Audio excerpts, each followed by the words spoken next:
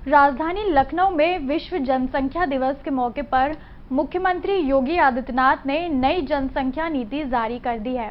इस दौरान सीएम योगी ने पूरी दुनिया में बढ़ती जनसंख्या पर चिंता जताई। योगी ने कहा कि बढ़ती जनसंख्या विकास में बाधा है। यूपी में जारी नीति इस समस्या का समाधान करेगी। इसमें हर तबके का ध्यान रखा गया है। इसके साथ ही सीएम योगी ने कहा कि जनसंख्या नियंत्रण का मकसद प्रदेश में खुशहाली लाना है। सीएम योगी ने कहा कि हमें बढ़ती आबादी के बारे में सोचना होगा। बढ़ती जनसंख्या गरीबी का कारण है। यूपी को और अधिक कोशिश करने होंगे। इस नीति का संबंध हर नागरिक से जुड़ा है। विश्व जनसंख्या दिवस के अवसर पर मैं पूरे प्रदेशवासियों को एक खुशहाल और स्वस्थ परिवार की परिकल्पना को साकार करने के लिए हृदय से बधाई देता हूं और उनकी शुभकामनाएं भी देता हूं।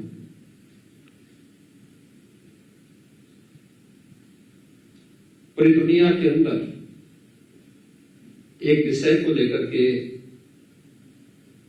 समय समय पर चिंता व्यक्त की गई कि बढ़ती हुई जनसंख्या विकास में कहीं न कहीं बाधक हो सकती है और इस पर अनेक मंचों से पिछले 4 दशकों से निरंतर चर्चा चल रही है। जिन देशों ने और जिन राज्यों ने इस संबंध में अपेक्षित प्रयास किए, उसके वहां सकारात्मक परिणाम भी सामने देखने को मिले हैं, लेकिन फिर भी इसमें और भी प्रयास किए जाने की आवश्यकता है। और मुझे प्रसन्नता है कि विश्व जनसंख्या दिवस के अवसर पर आज उत्तर प्रदेश की जनसंख्या नीति 2021 से 30 यह जारी हो रही है। इसको जारी करते हुए मुझे प्रसन्नता की अनुभूति हो रही है कि काफी तथ्यों के साथ समाज के विभिन्न तबकों को ध्यान में रख करके इस जनसंख्या नीति को लागू करने का कार्य आज प्रदेश सरकार कर रही है। वास्तव में जनसंख्या स्थिरीकरण का जो प्रयास है, यह समाज की व्यापक जागरूकता के साथ जुड़ा हुआ है। हमें इस बात को नहीं भूलना चाहिए कि अगर समाज में जहां गरीबी है, वहां जनसंख्या वृद्धि का उसके साथ एक संबंध हो जाता है और इस दृष्टि से व्यापक जागरूकता का एक अभियान उन सभी तबकों को ध्यान में रख करके जब तक हम लोग नहीं चलाएंगे, तब तक उन लक्ष्यों को प्राप्त करने में कठिनाई होगी। और खासतौर पर जब यूनाइटेड नेशन ने दुनिया के सभी देशों से 2030 तक सस्टेनेबल डेवलपमेंट गोल्स को अचीव करने का एक लक्ष्य दिया हो और देश के अंदर आदरणीय प्रधानमंत्री जी के नेतृत्व में उन लक्ष्यों को प्राप्त करने की दिशा में प्रयास प्रारंभ हुए हों, तो देश में आबादी के हिसाब से सबसे बड़े इस राज्य के बारे में हमें अवश्य सोचना होगा, क्योंकि इसका संबंध केवल जनसंख्या स्थिरीकरण के साथ ही नहीं, बल्कि जनसंख्या नीति का संबंध हर एक नागरिक के जीवन में खुशहाली लाने और समृद्धि का रास्ता उसके द्वार तक पहुंचाना भी है।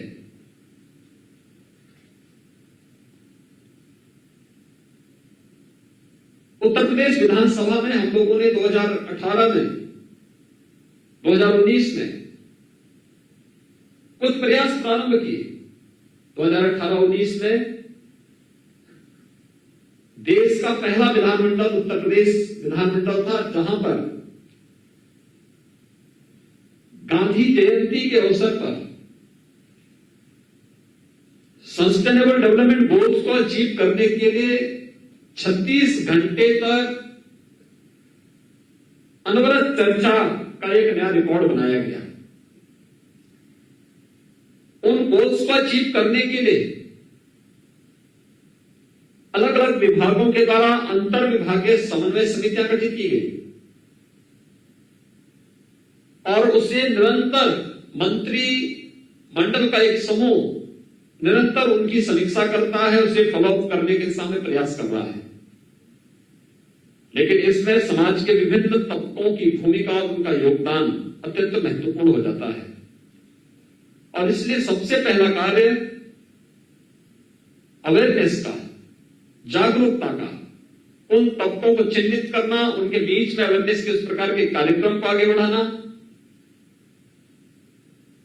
अगर इस दिशा में हम प्रयास कर सकें और जिसका निरंतर चल रहा है वह अत्यंत महत्वपूर्ण है और ये उन स्थितियों में महत्वपूर्ण है जब देश के अंदर टीएफआर में, एमएमआर में और आईएमआर में जो अंतर देखने को मिला है, पूरे जो नेशनल एवरेज है उसमें राज्य के स्तर पर अगर हम देखेंगे तो उसमें उत्तर प्रदेश के स्तर पर और भी नए प्रयास किए जाने की आवश्यकता है। 2016 में अगर उत्तर प्रदेश के अंदर हम देखेंगे तो टीएफआर 3.3 था और राष्ट्रीय स्तर पर यह 2.6 था। आज के दिन पर उत्तर प्रदेश के अंदर टीएफआर 2.7 और अखिल भारतीय स्तर पर 2.3 है। यानी हमें अभी कुछ नए प्रयास करने होंगे, अतिरिक्त प्रयास करने होंगे। एमएमआर अगर हम उत्तर प्रदेश के अंदर 2016 की दृष्टि से देखें तो 258 है और आज के दिन पर यह घटकर के 197 हुआ है।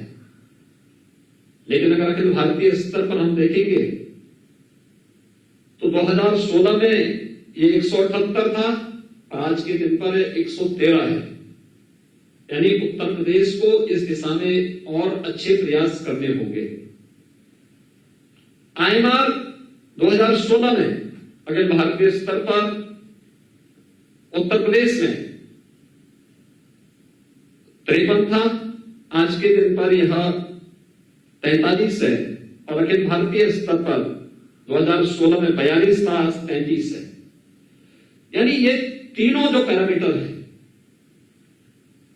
ये हम सबको प्रेरित करता है कि कहीं ना कहीं हम क्वालिटी पर ध्यान दें और क्वालिटी किस रूप में होनी चाहिए। और अवेयरनेस, अगर दो बच्चों के बीच में अंतराल नहीं होगा तो स्वाभाविक रूप से उनके पोषण पर असर पड़ेगा।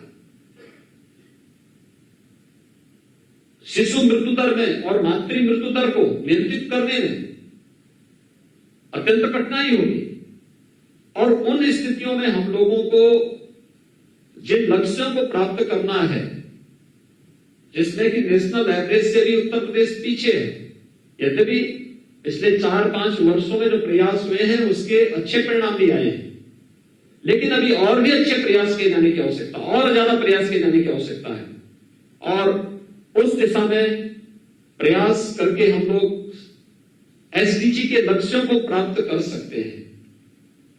इसलिए जनसंख्या स्थिरीकरण की दिशा में प्रयास, लेकिन इस प्रयास का आधार हमें इस बात को भी ध्यान रखना होगा कि देश की जनसांख्यिकी असंतुलन पर इसका कोई विपरीत असर भी न पड़े।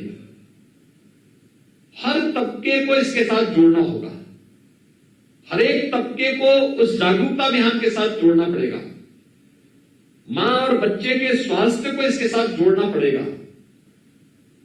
शासन की योजनाओं का लाभ 2014 के बाद से भारत सरकार ने आदरणीय प्रधानमंत्री जी के मार्गदर्शन में अनेक ऐसी योजनाएं लागू की हैं, जिन योजनाओं को लागू करके हम लोग एक बड़े तबके को इससे लाभान्वित कर सकते हैं। और मुझे लगता है कि उस दिशा में और भी अच्छे प्रयास किए जाने की आवश्यकता है। केंद्र सरकार और आदरणीय प्रधानमंत्री जी के मार्गदर्शन में उत्तर प्रदेश के अंदर हम लोगों ने प्रयास किए। उन प्रयासों की चर्चा स्वास्थ्य मंत्री जी ने अपने उद्बोधन में कहा भी, किया भी। लेकिन अभी भी हमारे स्तर पर जो नए प्रयास होने हैं उसमें अंतर विभागीय समन्वय के माध्यम से उसके बेहतर परिणाम आ सकते हैं। ये केवल यहीं पर ही नहीं, ये केवल स्वास्थ्य, चिकित्सा, शिक्षा और परिवार कल्याण विभाग से संबंधित नहीं, महिला और बाल विकास विभाग को इसके साथ जोड़ना होगा। एजुकेशन को बेसिक, माध्यमिक, उच्च या अलग अलग जो हमारे शिक्षा से जुड़े हुए संस्थान हैं उनके अंदर व्यापक अवेयरनेस के कार्यक्रम को इसके साथ जोड़ना पड़ेगा। स्वास्थ्य के प्रति जागरूकता के साथ साथ समाज स्वास्थ्य के इन सभी पैरामीटर को प्राप्त करने की दिशा में जिनके स्तर पर प्रयास हो सकते हैं उन सभी विभागों को भी जोड़ करके अंतर विभागीय समन्वय के माध्यम से हम बेहतर परिणाम दे सकते हैं।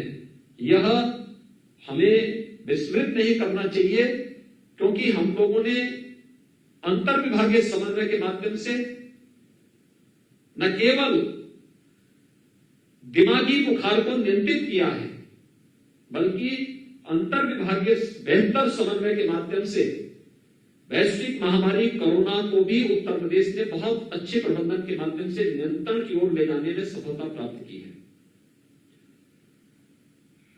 और मुझे विश्वास है कि जो जनसंख्या नीति का नया ड्राफ्ट आज यहां पे लॉन्च किया गया है, इसको शासन से जुड़े हुए सभी विभाग अपने सभी स्टेक होल्डर्स के साथ मिलकर के, अपने सहयोगी संस्थाओं के साथ मिलकर के प्रभावी ढंग से लागू करने में सफल होंगे, ये मुझे विश्वास है। मुझे प्रसन्नता है कि आज 11 आरटीपीसीआर की लैब भी शुभारंभ हो रही है। उत्तर प्रदेश ने पिछले 16 महीनों के दौरान वैश्विक महामारी कोरोना से लड़ते हुए, जूझते हुए भारत सरकार के सहयोग से, आदरणीय प्रधानमंत्री जी की प्रेरणा से टेस्टिंग क्षमता को काफी आगे बढ़ाया है। जब कोरोना का पहला केस उत्तर प्रदेश के अंदर देखने को मिला था, तब हमारे पास कोई टेस्टिंग सुविधा नहीं थी। और मैं धन्यवाद दूंगा स्वास्थ्य चिकित्सा विभाग को और चिकित्सा शिक्षा विभाग को, जिन्होंने केंद्र और राज्य सरकार के सहयोग से आज टेस्टिंग क्षमता अब तक 4 लाख टेस्ट प्रतिदिन करने की विकसित की। मुझे लगता है देश और दुनिया के अंदर ये सर्वाधिक है, 4 लाख टेस्ट प्रतिदिन। और ये 11 नई लैब्स आई है, इसके माध्यम से हमारी टेस्टिंग क्षमता और भी बढ़ पाएगी। और हम लोगों का जो मकसद रहता था कि सैंपल का 24 घंटे के अंदर ही हम रिजल्ट दे दें, तो यह उन जनपदों की दृष्टि से जहां पर 11 लैब्स स्थापित हो रही है, वे जनपद हैं जहां पर ज्यादातर में हमारे कोई भी मेडिकल कॉलेज नहीं, और जहां पर इसकी आवश्यकता थी। यानी अब 44 ऐसे जनपद हो गए हैं जहां पर चिकित्सा और स्वास्थ्य विभाग के द्वारा बीएसएल लेवल 2 की जो हमारी आरटीपीसीआर लैब्स हैं ये स्थापित हो चुकी हैं। शेष अन्य जनपदों की दिशा में हमारे वहां पर कोई ना कोई मेडिकल संस्थान है, वहां पर इस सुविधा को चिकित्सा शिक्षा विभाग के द्वारा दी जा रही है या दी जा चुकी है। लेकिन हम इस लक्ष्य को निरंतर आगे प्राप्त करेंगे, इसमें किसी भी प्रकार का कोई संदेह नहीं होना चाहिए। टेक्नोलॉजी का बहुत महत्व हो सकता है, और हम लोगों ने विगत 4-4.25 वर्ष के अंदर इस बात को महसूस किया होगा। शासन की योजना बिना किसी भ्रष्टाचार के अगर समाज के अंतिम पायदान पर बैठे हुए व्यक्ति तक पहुंचे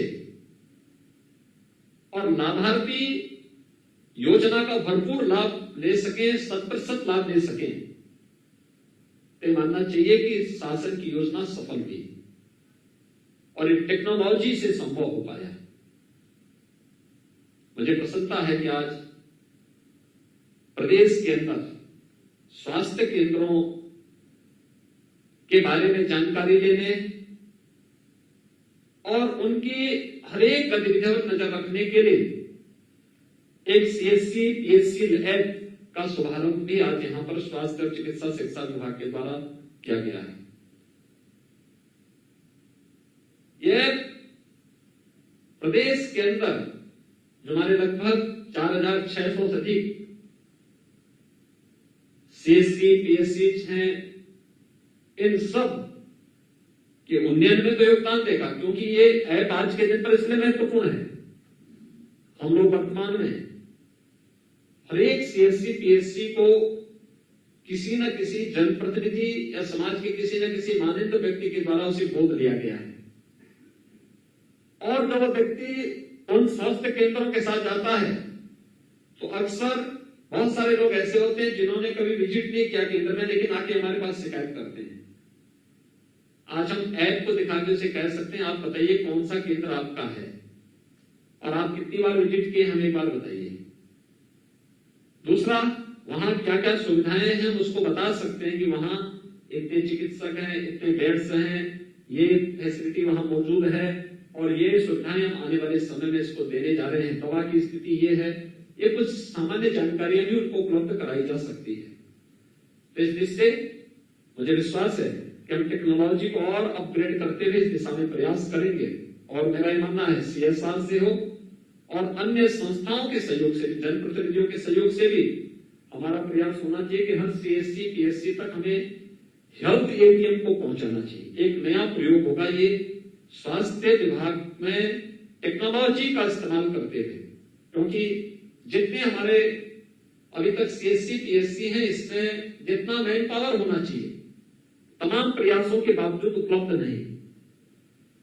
ये हेल्थ ATM हमें वहां पर तत्काल काफी बड़ी संख्या में जांच की सुविधा तो उपलब्ध कराएगा ही, टेली कंसल्टेशन की सुविधा भी उपलब्ध कराएगा। जिन विशेषज्ञों का अभाव जिस सेंटर में होगा, वहां पर उन लोगों को वहां पर विशेषज्ञ चिकित्सीय सुविधा उपलब्ध कराने में हेल्थ ATM बहुत बड़ा रोल अदा कर सकता है, और हमें इस दिशा में एक प्रयास प्रारंभ करना होगा। मुझे प्रसन्नता है कि आज यहाँ पर दो दंपतियों को एक सगुन किट का वितरण भी हुआ है। मुझे विश्वास है कि स्वास्थ्य और चिकित्सा और परिवार कल्याण विभाग इस अभियान को जन जन तक पहुंचा करके, और खास तौर पर जिन लोगों में अभी भी जागरूकता का अभाव है, उन लोगों को इसके प्रति और भी जागरूक करने का प्रयास करेगा। आज के इस कार्यक्रम के लिए मैं विश्व जनसंख्या दिवस के अवसर पर आयोजित जो एक कार्यक्रम है, उत्तर प्रदेश की जनसंख्या नीति को आज लॉन्च किया गया है 2021 से 2030 के लिए, RT-PCR के लैब्स के उद्घाटन के लिए, CSC PSC ऐप के लिए, और इस पूरे अभियान के प्रति मैं अपनी शुभकामनाएं देता हूं। धन्यवाद। जय हिंद। 100% प्लेसमेंट के साथ हम देंगे आपको मौका। Live 24 media institute, admission open.